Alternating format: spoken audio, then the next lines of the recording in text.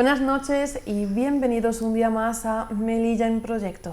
En el programa de hoy pondremos sobre la mesa diferentes aspectos medioambientales recogidos en la propuesta estratégica y los comentaremos.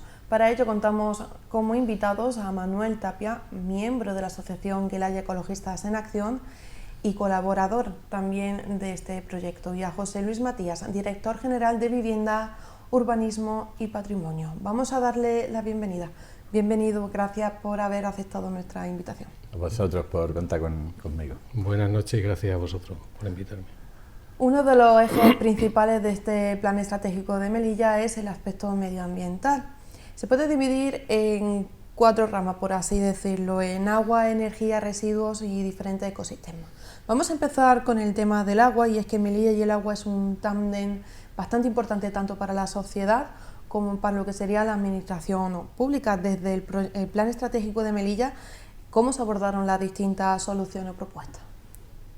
Bueno, nosotros, como ya te contaba hace un momento, participamos, se nos pidió opinión para hacer este plan estratégico. A nosotros me refiero a mí, a mi compañero José Cabo, que falleció hace poco. Por mi parte, en lo mío se me preguntó también por este tema, por el tema de agua, menos quizás que en la parte en la que participó José, pero sí que lo hemos visto reflejado un poco en el plan estratégico general. Lo que pasa es que, como te comentaba antes, donde se ve realmente si se quiere solucionar eso es los presupuestos. Entonces sí que menciona el hecho de arreglar las fugas como una forma de reparar el tema de consumo desbocado que tiene Melilla en comparación con la península, pero se emplea 1 millón de euros en arreglar toda la red de Melilla. Nosotros ahí, la verdad, vemos poco compromiso, porque el compromiso al final es presupuesto. Una de las propuestas que se recogía era que para conseguir parte de esta mejora a nivel del agua, habría que establecer en la ciudad un ciclo integral del agua. ¿Eso cómo se puede llevar a cabo, cómo se consigue?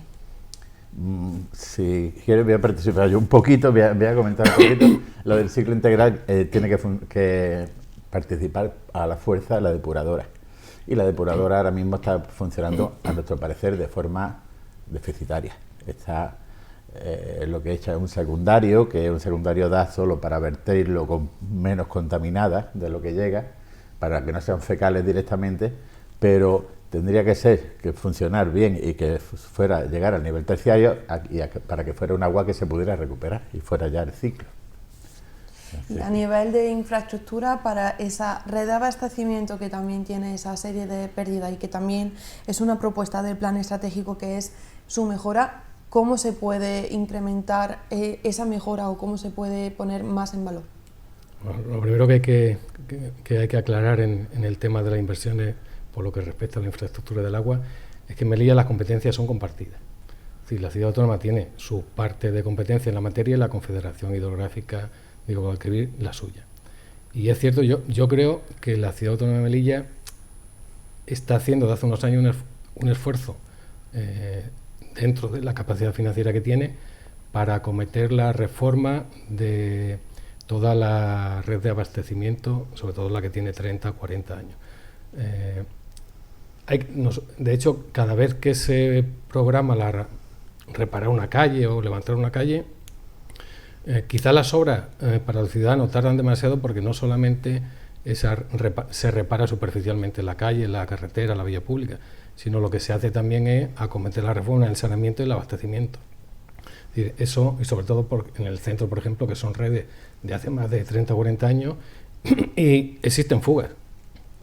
Entonces, lo primero que hay, y esas fugas puede ser a lo mejor un 10 o un 15% del agua que consume Melilla. Es decir, tampoco es un problema único de la ciudad de Melilla, todas las ciudades sufren fugas. Pasa que hay fugas que son visibles, que son las que sale el chorro de agua a 5 o 10 metros, y otras fugas que son invisibles. Y hay fugas invisibles no solamente en la red pública, sino en redes privadas de comunidades de propietarios, que a veces se sorprende de la factura y se debe muchas veces a que existe esa fuga. Entonces lo que se intenta cuando se habla de reformar la red de abastecimiento es reformarla e informatizarla. ¿Para qué? Para intentar detectar la mínima fuga que haya y acometer rápidamente su reparación. Y luego otra infraestructura esencial para Melilla es el cuarto módulo de la desaladora.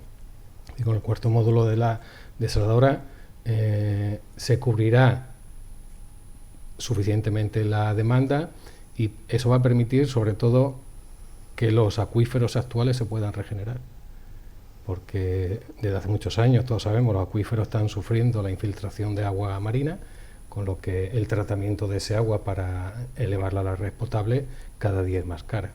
Entonces yo creo que las acciones de la ciudad, aparte de lo que ha dicho Manolo, efectivamente, el ciclo integral del agua supone que habrá un agua que salga de la depuradora y que se pueda utilizar pues para todo el tema de jardines, para limpieza de calle, para todos esos usos que no son potables. Y un aspecto fundamental, no solamente la administración pública puede y tiene que invertir para mejorar el consumo del agua, sino que en materia de edificación, nosotros sobre todo los arquitectos, en el diseño de los edificios, ya pueden proyectar con no un exceso de coste en el sistema de agua de la vivienda, tanto en cuarto de baño como en cocina, el reciclado de ese agua. Por el agua, por ejemplo, que sale del lavabo cuando nos lavamos los dientes, pues que vaya a la cisterna. Es decir, ese tipo de acciones que son individuales, al final van sumando y eso también es un ahorro. Y la inversión para conseguir esa recuperación de ese agua no es muy costosa por cuarto de baño, por cocina o por vivienda. En ese sentido, en el de reutilizar y reciclar el agua, también es una propuesta que se recoge en este plan estratégico.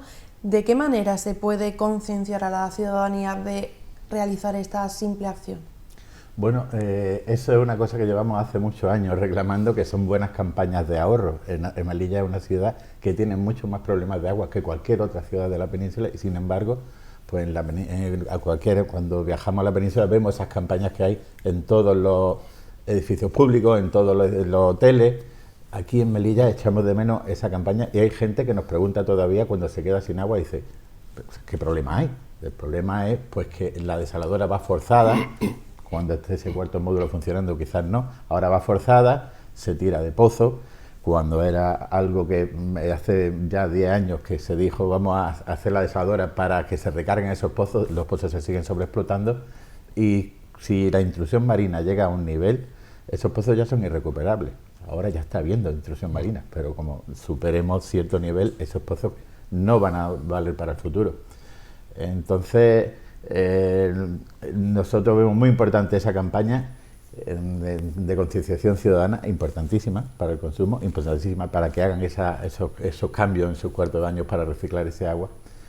Pero, como te decía antes, también necesitamos que la administración dé ejemplo y que esa depuradora funcione en condiciones, que ya funcionando deficitariamente hace ya bastantes años, funcione en condiciones y se pueda pues regar infraestructuras como el campo de golf pues con ese agua depurada para no tirar de ese agua que necesitamos para cosas más urgentes. En este planteamiento estratégico, el aumento de ese almacenamiento de agua también es el objetivo clave de aquí a 10 años. ¿Cómo se puede mejorar este almacenamiento o en qué situación se encuentra ahora mismo, según como me contáis? Bueno, ahora parece que se va a echar abajo por fin los depósitos que en su día se hicieron. Sí que hay ahora mismo una deficiencia, se necesitan más infraestructuras para almacenar ese agua.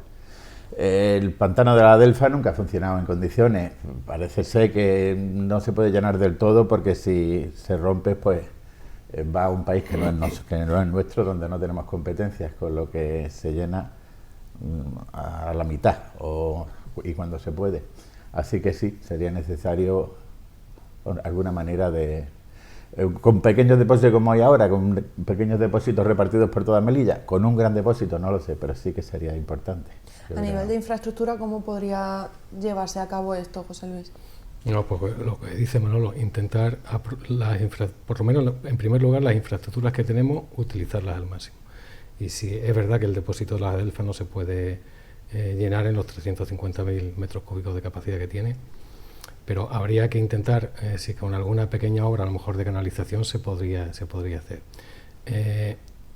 nosotros, desde el punto de vista del urbanismo, igual que hay en algunas ciudades de España que se están haciendo ecobarrios, nosotros aquí también tenemos la intención de, cuando desarrollemos el cuartel de Santiago, hacer un ecobarrio.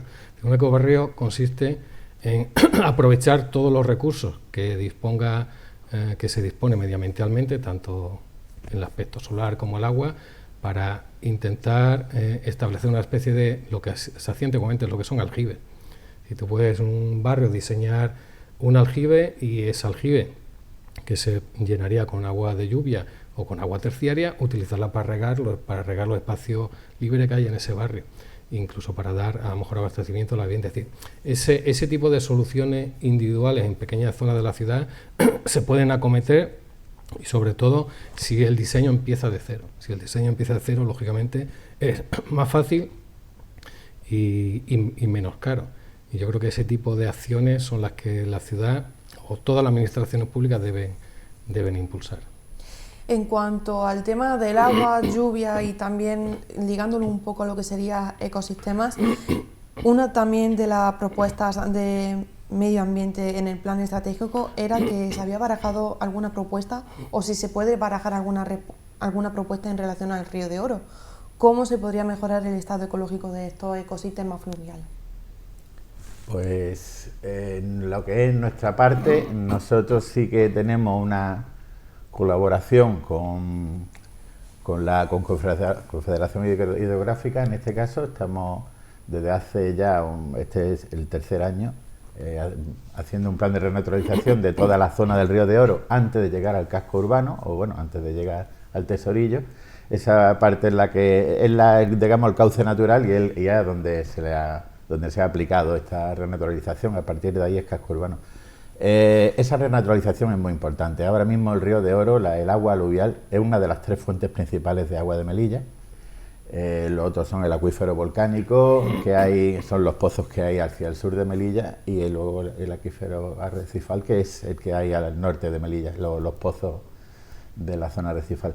La principal fuente de agua ahora mismo es el Río de Oro. De ahí se está captando, de la zona más pegada a nuestro vivero, la zona más pegada a la valla marroquí, es de donde se está cogiendo prácticamente 100 litros por segundo ahora mismo. Bueno, ahora estamos en invierno, un poco más, 150 litros por segundo. Se aprovecha también las riadas.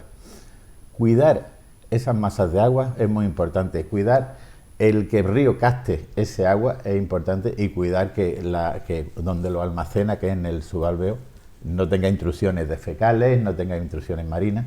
Entonces la renaturalización es muy importante. El proyecto que se nos ha presentado para la zona del casco urbano no contemplaba el levantar el cemento, cuando precisamente en este plan estratégico sí que se menciona, quizás porque también nosotros participamos en él, pero sí que se menciona el que se levante el suelo para que el suelo capte ese agua que antes captaba para esos acuíferos, y cuidar esos vertidos que se producen para que no haya intrusión de fecales. En ese aspecto también tengo que recordar lo que dice el plan estratégico también en cuanto a la depuradora, el cuidar también ese agua que se vuelve a la ensenada, porque también el estado de ese agua es muy importante para nosotros. La ensenada es donde nos bañamos, incluso también hay una captación del mismo subalveo del Río de Oro cerca del puerto. Por lo tanto, este plan estratégico, por lo que se puede ver y planteado, y si se lleva a cabo, que se llevará, quiere sacar sus lados más verdes a esta ciudad, intentando ser más sostenible. Sí, pero el mismo plan estratégico te dice que es por necesidad. Melilla es una isla y tiene que ser sostenible sí o sí. Y más, como menciona este plan estratégico, con el reto que nos viene, que es el cambio climático. Esta ciudad, como no cuidemos ahora mismo en el estado que está, estas temperaturas que se espera, este aumento de temperatura y este descenso del agua que va a captar Melilla, puede hacer una ciudad insostenible. Es muy importante acometer esas obras de urgencia para que Melilla se prepare para el plan estratégico, en árboles, en captación de agua, en los múltiples aspectos que pueden hacer, que pueden paliar ese cambio climático que se nos viene encima. De hecho, ese cambio climático y las tendencias por optar por energías sostenibles son dos tendencias de política y de países a optar por políticas más verdes. ¿Cómo puede Melilla integrarse en esta tendencia? Pues si quieres, Matías. Vamos a ver, en cuanto a la utilización de energía renovable, yo creo que la apuesta de Melilla tiene que ser por la energía fotovoltaica, porque se habla en algún apartado del plan estratégico de energía eólica, pero por las limitaciones que tiene Melilla en cuanto a defensa y a servidumbres aeronáuticas, la instalación de molinos de viento que todos vemos en varias partes de la península, en Melilla es muy difícil. Mientras el aeropuerto someta a servidumbre aeronáutica el 100% casi del territorio de la ciudad, las cotas que necesita, a la altura que necesita un aerogenerador de viento es incompatible con la servidumbre aeronáutica. Entonces tenemos que ir a apostar sobre todo por el ahorro energético en edificios y por el fomento de la energía fotovoltaica.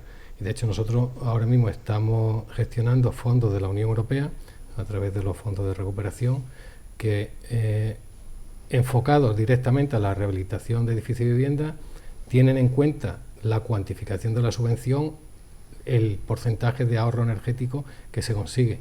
¿Cómo puedes conseguir tú un ahorro energético de consumo del edificio?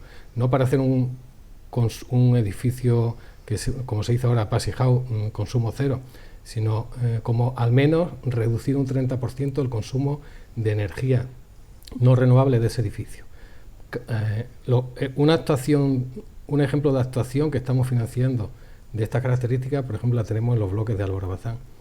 Los bloques de Álvaro de Bazán se están renovando toda la carpintería exterior, se está recubriendo la fachada con un sistema SATE, con lo cual aísla más el interior y al aislarlo consume en invierno menos calefacción y en verano menos aire acondicionado, instalando placas fotovoltaicas en la cubierta. No placas fotovoltaicas como hasta ahora se vienen haciendo y exige el código técnico, que son para agua caliente sanitaria. No solamente para eso, sino para producir energía eléctrica, tanto para tu consumo propio como para el consumo del resto de la ciudad, porque tú puedes vender esa producción de energía eléctrica, la puedes vender a la compañía eléctrica. La compañía eléctrica tiene unas tarifas, te la compra y a su vez la revende a otro ciudadano. Entonces yo creo que la apuesta de la ciudad en cuanto a la energía renovable debe ir en ese sentido. Luego, lógicamente, aunque sea una operación costosa, tarde o temprano, no solamente que hay que cambiar de sitio a Endesa, sino que hay que intentar que la producción de electricidad de Melilla, en lo que no alcance la energía renovable, si es por otras fuentes, sea por otras fuentes menos contaminantes. Y sobre todo quitar Endesa del centro de la ciudad. Yo creo que la apuesta de la ciudad en esta materia, si conseguimos que un 5 o un 10% del consumo de energía eléctrica de la ciudad de aquí a 10 años sea producido por fuentes de energía limpia, habremos conseguido un gran éxito. Y si vamos programando el traslado de Endesa y la reconversión de esa central a la producción de otras fuentes por otros medios menos contaminantes, como puede ser el gas natural o otro tipo de fuente, yo creo que la ciudad ganaría bastante. Yo también quería comentar pues que nosotros, nuestra apuesta desde luego también es la fotovoltaica, por los problemas que supone la eólica en Melilla. Pero bueno, empezábamos en las naves, en muchas de estas naves que están cerradas ahora, son ahora mismo, parece que ocupan un 60%, unas 60 hectáreas, que eso es mucho para, no es que todo vaya a ser placas, pero bueno, es mucho espacio para estas placas. Hay un sistema de aprovechamiento de la fotovoltaica que no es que la produzca el mismo edificio, que tenga placas ese edificio, sino que puede estar en una nave. Se está haciendo mucho en la península. De hecho, ahora se ha aprobado que este edificio que surte de electricidad a un bloque de vivienda no puede estar más lejos de 500 metros. Hasta ahora tenía que estar a 500 metros, ahora puede estar a 2 kilómetros. Estas naves pueden surtir de fotovoltaica a edificios de viviendas tranquilamente. De todas maneras, la fotovoltaica la vemos como el futuro, y mientras, pues que cuanto más fotovoltaica tengamos, pues menos se tirará de Endesa, desde luego. Si Endesa por fin cambia esos motores y lo pone de gas licuado, pues se puede reducir bastante esa contaminación. Pero bueno, a Endesa se le ha dado moratoria tras moratoria y ha seguido contaminando lo que ha querido. Y de hecho ahora tiene una orden de subir esas chimeneas, dictadas por unos técnicos que dijeron que esas chimeneas tenían que estar más altas para consumir menos. Creo que la tienen la orden desde 2022 y no la cumple. Con lo que, en fin, nosotros creemos que la fotovoltaica es el futuro, que Endesa, mientras tendrá que pasar a gas licuado hasta que se pueda sustituir los combustibles fósiles del todo y todo sea renovable, pero el traslado sí que no lo vemos tan urgente, porque si el traslado va a suponer un impacto medioambiental tan enorme, pues para eso entonces lo dejamos como está. Y mientras hacemos eso, al final que se quede sin uso, que toda la energía pues sea renovable, el futuro. Otro punto también clave en este ámbito y para eliminar, pues, por así decirlo, la contaminación de aquí de la ciudad y que recoge este plan estratégico es en la movilidad urbana. ¿Cómo se puede seguir fomentando la movilidad urbana aquí en una ciudad en la que poco a poco se ve cómo se va abriendo paso, pero como que cuesta, ¿no?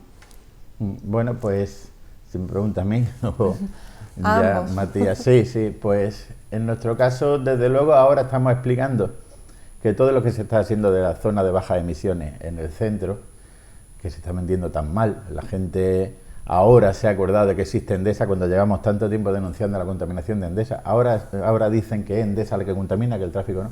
Las cifras están ahí, el tráfico contamina, el 80% de la contaminación que tenemos en Melilla viene del tráfico. En zonas residenciales como el centro, más todavía.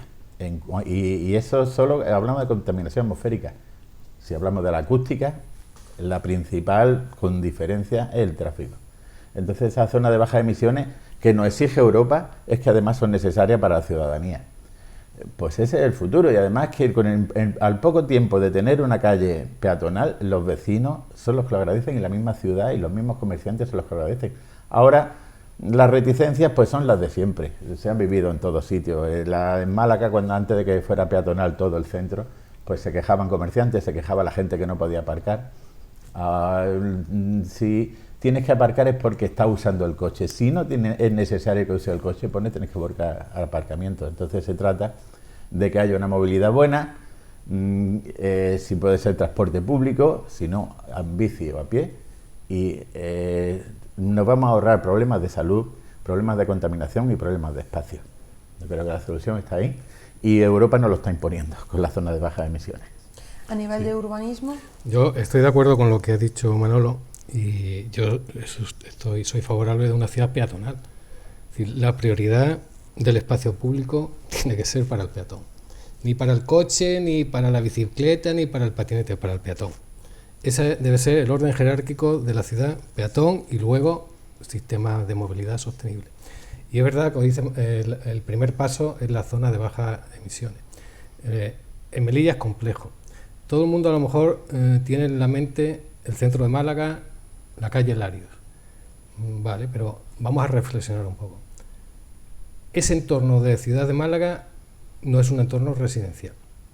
Si tú vas por la calle Larios y o son todos comercios, o son hoteles, o son oficinas. Y es una ciudad que a lo mejor en ese centro sí se puede permitir esa actuación de peatonalización, porque las actividades terciarias generan actividad, porque el número de turistas de Málaga no es el de Melilla.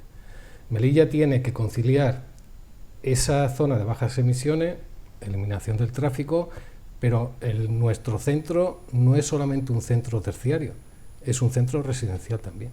Entonces, la persona cuando se compra una vivienda quiere tener una serie de comodidades, y sobre todo las personas mayores. Entonces, hay que conciliar una calidad de vida del uso residencial en el centro con la zona de bajas emisiones y sobre todo porque tenemos que cumplir la normativa europea, y con la ciudad sostenible. En fin, uno de los objetivos de desarrollo sostenible de los 17 es la ciudad, se centra en las ciudades, porque el 50% de la población mundial prácticamente ya vive en las ciudades.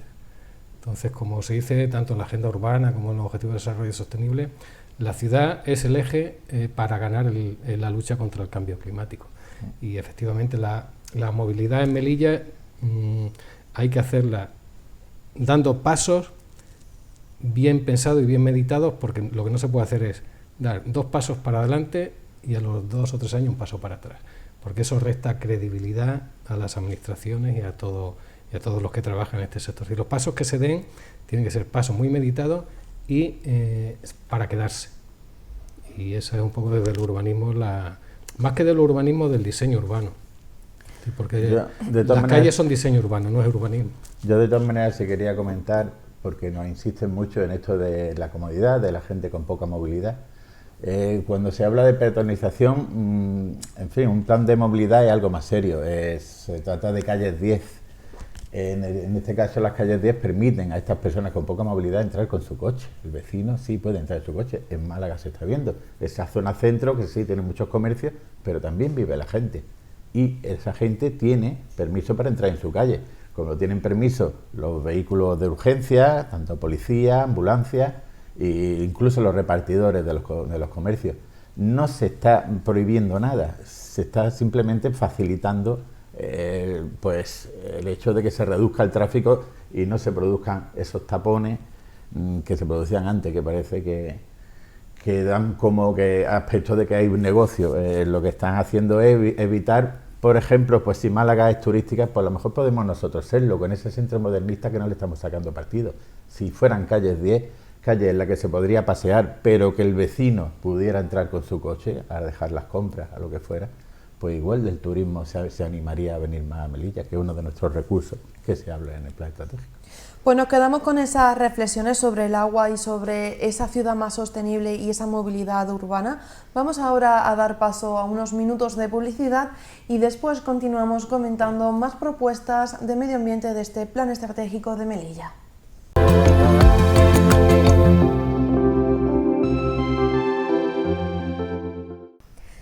Y regresamos de esa pausa publicitaria y como bien le había comentado en esta primera parte de Melilla en Proyecto, vamos a continuar comentando diferentes propuestas que se han planteado en este plan estratégico de Melilla sobre medio ambiente. En esta ocasión vamos a comenzar sobre aquellos planteamientos que están relacionados con el tema de residuos.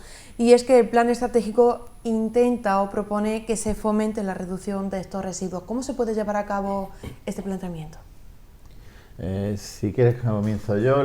Si en agua estábamos hablando que debe de comenzar desde el consumidor, desde el punto cero.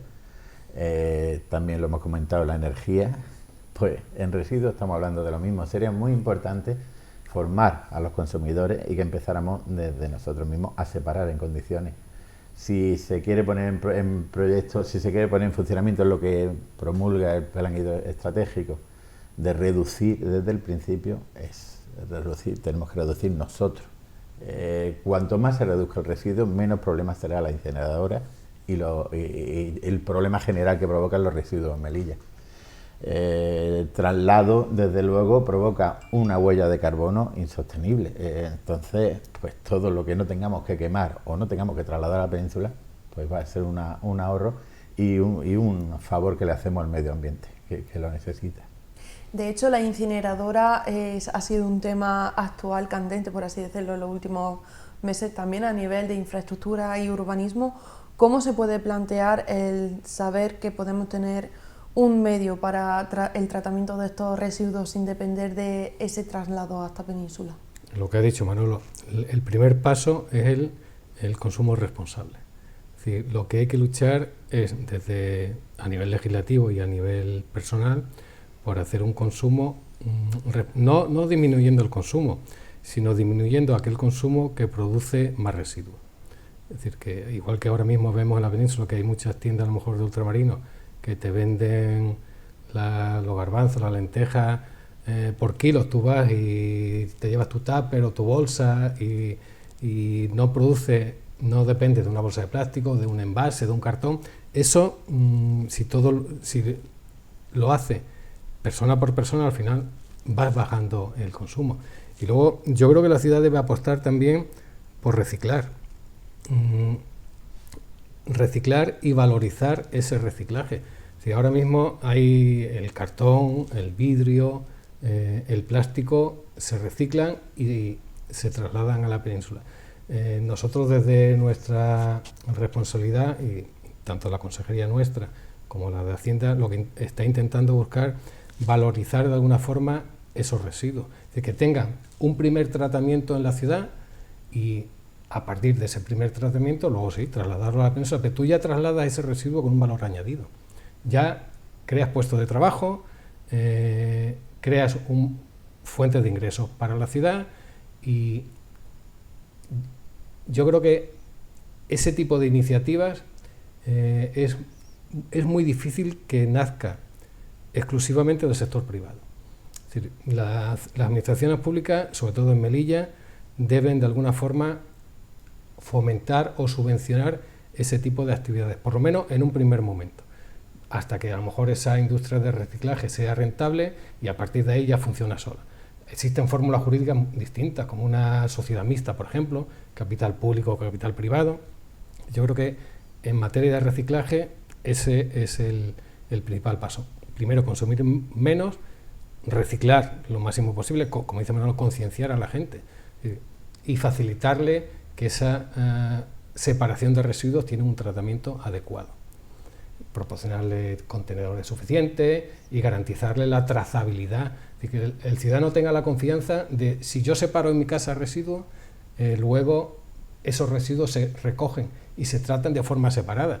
Si yo me molesto en mi casa en tener 3 cubos de basura y veo que por omisión o por una acción negligente quien recicla esos residuos no lo hace igual, lógicamente yo esa conciencia que a lo mejor puedo tener la voy perdiendo. Entonces yo creo que hay que educar en un consumo responsable, en reciclar y valorizar lo máximo que se pueda ese tipo de residuos y reutilizarlo, bien trasladándolo a la península o bien haciéndolo en la ciudad.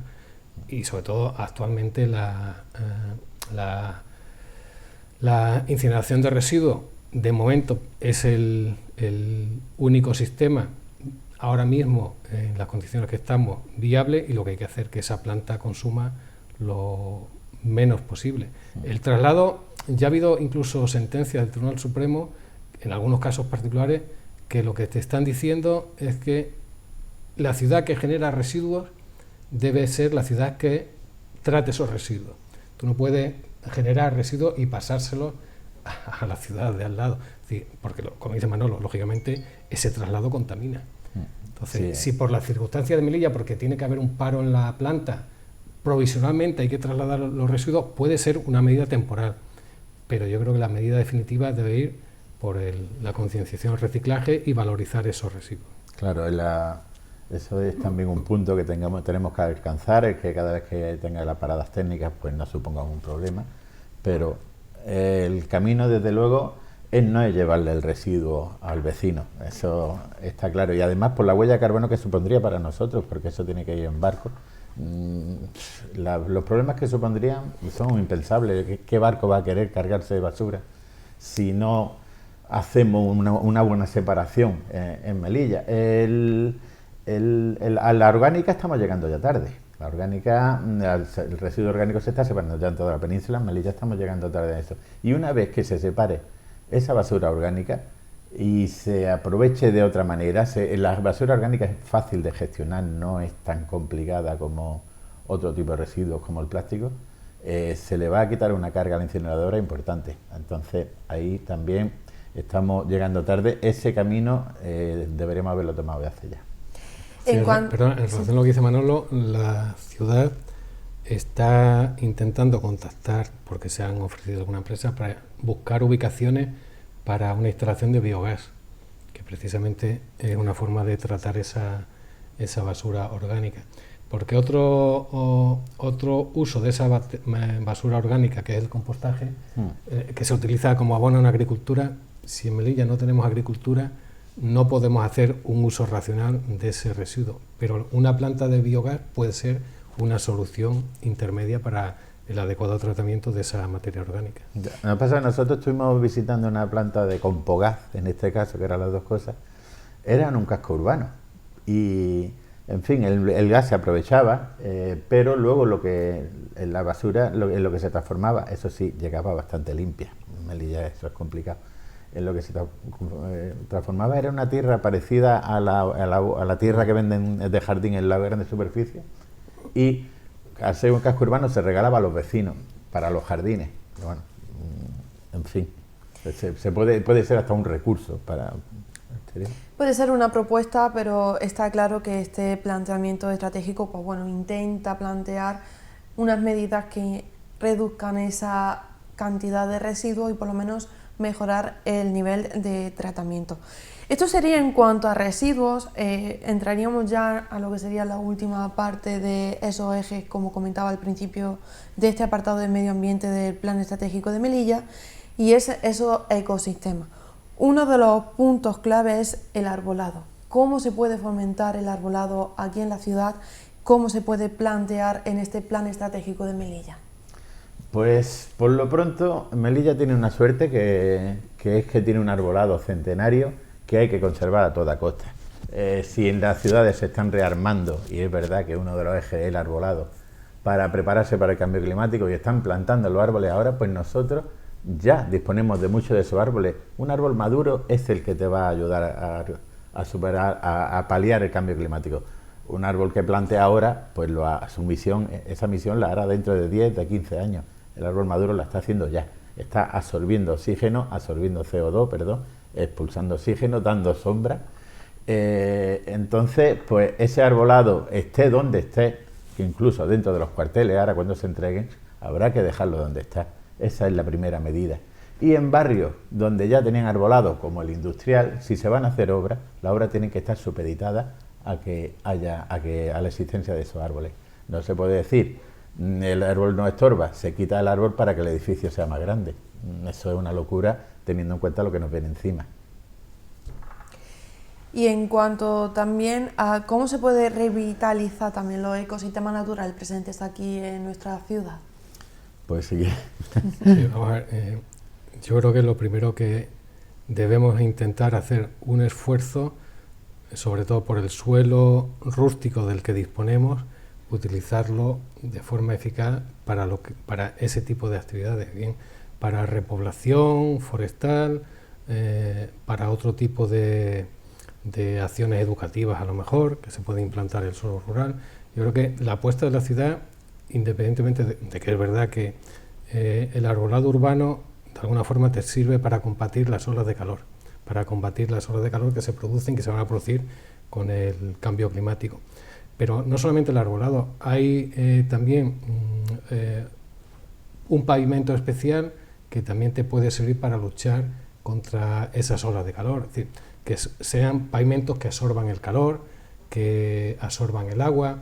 Pasa que todo eso hay que hacerlo compatible con accesibilidad, ¿sí? Porque hay pavimentos que si te sirven a lo mejor para luchar contra esas olas de calor, son incompatibles con las normativas de accesibilidad.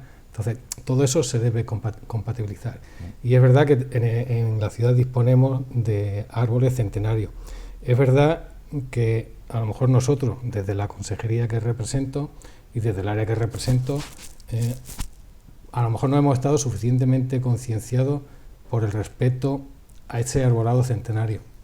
Pero sí es verdad que hay veces que tienes que compatibilizar una actuación urbana con el respeto lógico al máximo posible al arbolado existente, pero puntualmente si tienes que trasplantar un árbol, pues lo tienes que hacer. En Melilla son 14 kilómetros cuadrados. De esos 14 kilómetros cuadrados, el suelo urbano prácticamente es un 50%. En el otro suelo no se puede construir porque o está afectado por defensa nacional o es rústico y la ley del suelo lo prohíbe. Entonces, en el suelo urbano tenemos que mezclar todos los usos. Es decir, y es verdad que hay actuaciones de la ciudad que se han criticado, a lo mejor con razón, pero quizás no cabía hacerlo de otra forma. Yo pongo, por ejemplo, el Colegio Gabriel de Morales. De verdad, el Colegio Gabriel de Morales, a lo mejor desde un principio podríamos haber sido más respetuosos con el arbolado existente. Pero es muy difícil en Melilla conseguir una parcela de 15.000 metros cuadrados para un colegio, respetando a lo mejor todo el arbolado. Es decir, una parcela exenta de 15.000 metros donde implantar un colegio sin sin tener que replantar a lo mejor un arbolado que existe en esa parcela, sería imposible. Entonces nosotros a veces somos los malos de la película porque tenemos que conciliar las demandas de educación que nos piden colegios en todos los barrios para disminuir la ratio y luego lógicamente luchar con el cambio climático. Lo que se intenta, como hace la Consejería de Medio Ambiente, es si algún árbol hay que trasplantarlo o hay que arrancarlo, intentar replantar lo máximo posible y con el grosor máximo que se pueda para, con lo que dice Manolo, no esperar 50 años a que ese árbol ejerza su función bioclimática, sino cuanto más grande se implante, lógicamente la función suya propia va a ser antes. Ya para ir terminando también esta parte, el plan estratégico de Melilla quiere plantear o que se cree un planteamiento de respuesta de Melilla ante una emergencia medioambiental. ¿Cómo se podría hacer eso? ¿Cómo se podría llevar a cabo tal planteamiento de manera breve? Vamos a ver, los riesgos en Melilla, desde el punto de vista del impacto medioambiental, están recogidos, sobre todo lo que afecta a inundaciones, en los planes de gestión de riesgos de inundación que están aprobados. Y la Confederación cada 3-4 años aprueba un plan de gestión de riesgos de inundación con una serie de medidas y esas medidas se están poniendo en marcha. Lo que dice lo que dijo Manolo antes, el proceso de renaturalización que está haciendo Trasa en la parte alta del Río de Oro, alguna de las medidas que contiene esa actuación es precisamente evitar fases de inundación, es decir, que hacer láminas de inundación para disminuir la velocidad del agua y sobre todo para que el agua torrencial, porque uno de los efectos del cambio climático, además de cambiar el régimen de la lluvia, la pluviometría, es que va a concentrar la lluvia en episodios torrenciales. Entonces lo que hay que intentar es todas las infraestructuras dimensionarlas para que cuando tengamos un episodio de agua torrencial, los daños nunca van a poder ser cero, pero por lo menos que se disminuyan lo máximo posible. Entonces el principal riesgo de Melilla contra el cambio climático va a ser fases de inundación. El aumento del nivel del mar también está contemplado en la normativa, en los planes de gestión de riesgo de inundación, y hay zonas, sobre todo en la zona de la hípica, que sí se vería afectada por ese aumento del nivel del mar, y son a los que se está haciendo frente con esos planes de gestión de riesgo de inundación. Y el calor, lo que ha dicho Manolo, el calor, hay que preparar las ciudades desde el punto de vista urbanístico para hacerla lo que ahora, la palabra que ahora se utiliza mucho, más resilientes. Si tenemos, es verdad que el arbolado lo tenemos que enfocar para esa fase de sombra, es decir, tenemos que poner árboles que den sombra, que sean compatibles con el uso del edificio. Y lo que yo digo muchas veces, yo también participo en la Comisión de Patrimonio. Los árboles los tenemos que plantar y tratar de tal forma que el patrimonio histórico, artístico, edificatorio que tenemos, la visión de esos edificios no se vea impedido por los árboles. Es decir, si ponemos en valor esos edificios, lo que no podemos hacer es tapar la visión de esos edificios. Entonces, todo eso hay que conciliarlo y el reto de la ciudad en los próximos años yo creo que va a ser ese. Yo comentar que, bueno, se te olvidó lo de las tormentas. En los sitios como la hípica, que sí es verdad que van a ser los más afectados si suben el nivel del mar, también serán los más afectados en cuestión de tormentas marinas, como a la que precisamente hoy está anunciada. Estamos en la alerta naranja. En esa zona donde más afectarán.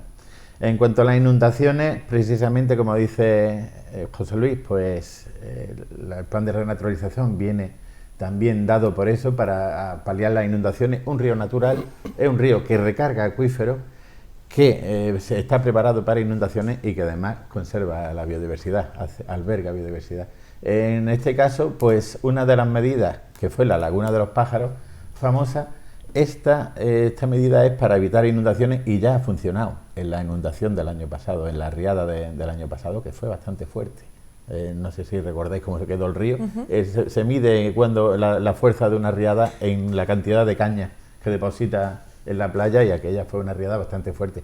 Y esa laguna, que además de reservorio de la biodiversidad, de eso sí que es verdad que el Haya se ha volcado en ese aspecto, porque en realidad una llanura de inundación es una balsa de inundación, pero nosotros lo que estamos es convirtiéndola también en un humedal, que tenga sus pájaros, que tenga su vegetación lacustre, pero que haga esa misión de tragarse la inundación. Por lo visto, en el plan de renaturalización, en esta segunda fase, van otras 2 más. Son importantes porque, bueno, en los ríos naturales antes tenían esa zona, esos llanos, esas zonas aluviales donde se desplazaba parte de ese agua, que ahora ya no tiene, ahora es casco urbano. No podemos permitir que ese agua inunde un barrio. Entonces es importante en ese aspecto porque, como dice José Luis, uno de los factores del cambio climático va a ser también que aumenten esas lluvias, que disminuyan en general las precipitaciones, pero que aumenten las lluvias torrenciales, más concentradas. Pues nos quedamos con esas reflexiones de esos planteamientos, de estas propuestas en caso de emergencia. No sé si hay algún dato. No, lo que quería añadir un poco lo que dice Manolo, esa lámina de inundación se ha hecho en un terreno ofrecido por Envimesa. Es decir, un terreno que tenía su clasificación urbanística y que, lógicamente, Envimesa, que pertenece a la ciudad, lo ha ofrecido a Trasa para precisamente utilizarlo como balsa de laminación. Pues nos quedamos con ese detalle que quizá a lo mejor no lo sabíamos y es importante también tenerlo en cuenta. Muchísimas gracias por haber venido a Melilla en Proyecto y habernos hablado de estas propuestas que se recogen en este planteamiento estratégico de Melilla. Gracias a vosotros. Gracias a vosotros por invitarme. Hasta aquí el programa de hoy. Gracias por habernos acompañado una semana más. Volveremos la próxima semana con más plan estratégico de Melilla, con más propuestas y sobre todo con más ganas de comenzar a cambiar esta ciudad.